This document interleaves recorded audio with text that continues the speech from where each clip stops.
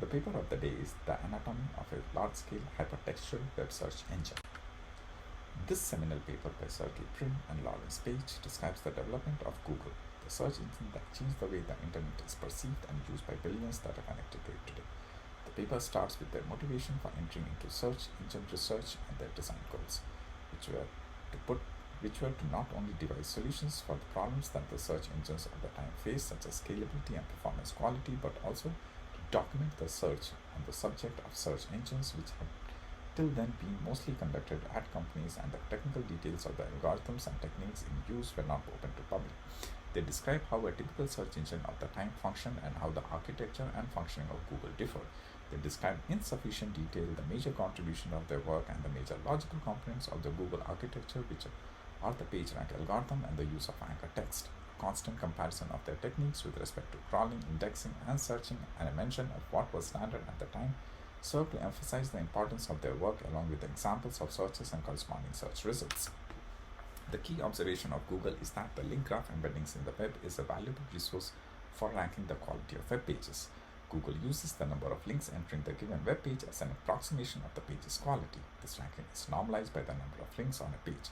The final calculation is the page's page rank. Intuitively, page rank is a proxy for the user behavior on the web, wherein if a page is highly cited, that is linked to, it has a higher page rank.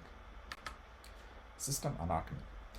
A key difficulty in realizing PageRank algorithm on the web is scaling its computation and results to web size data. First, distributed web crawlers are run to download pages from the web. Each crawler is sent a list of URLs to be fetched. Each fetched page is then sent to a storage server to be compressed and stored. Each page is assigned a document ID corresponding to the URL of the page. After storage, an indexer reads the data from the storage and compresses the documents and parses them. Those parsed documents are then divided into word occurrences and all links are parsed out of the page. This indexing operation updates a link database, storing all the parsed link data. Individual word data is used to generate an inverted index mapping words to the document whose words come from. To build a large-scale search engine requires thinking about how to store documents with as little cost as possible. Google was designed to avoid disk seeks cost whenever possible. So here are the major data structures used. Big files. In Google, big files are virtual files that can span multiple real-life systems. Big files is a package that handles allocating files across file systems automatically and handles managing the descriptors for accessing the files. Repository. The repository contains the full HTML of every web page crawled, the decompressing or the compressing those pages with zlib.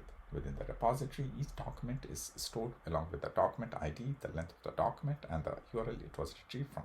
The repository acts as a source of truth for data, and all other data structures can be rebuilt from the repository when necessary. Document index. The document index stores a pointer to the document in the repository and a checksum of the data, and various statistics. The document is stored as an ISON index ordered by the document ID. Lexicon. The lexicon tracks the different words that make up the corpus of document. The lexicon is stored as a list of words concatenated together and a hash table of pointers to words for fast lookup. Hit list. A hit list corresponds to the list of occurrences of a particular word in the lexicon in a document. The hit list encodes the font position of the document and the capitalization of the word. The authors use a hand-optimized encoding scheme to minimize the space required to store the list. Forward index. Forward index stores a mapping between the document ID, word ID, and hit list corresponding to those words. Inverted index. Inverted index maps the word IDs and the document IDs. The list index provides the representation of the occurrences of a word in all the documents. Crawling. A large portion of search engine development is crawling the web and downloading pages to be added to the index. Crawling also presents unique challenges since it must deal with millions of different web servers and pages which has no control over. In the Google prototype, a single URL server forwards the list of URLs to distributed web crawlers that download the pages for indexing. Given the vastness of the web, and there are hundreds if not thousands of obscure problems running web crawlers at scale that must be developed into the crawlers themselves. Given the data crawled and indexed, we can start running search queries on it. The Google search algorithms run the following set of steps. First, it parses the query, then converts words into word IDs, seeks to the start of the docked list for every word, scan through the docked list until there is a document matching for all the search items, compute the rank of the document for every query. If you are at the end of the docked list, seek to the start of the next docked list and repeat the step number 4. If you are not at the end of the docked list, go to step number 4. Sort the documents and match by rank and return the top K. Google was born from humble beginnings as a research project in building a scalable search engine. In doing so, it embeds a complex production system able to operate in the real world of the web.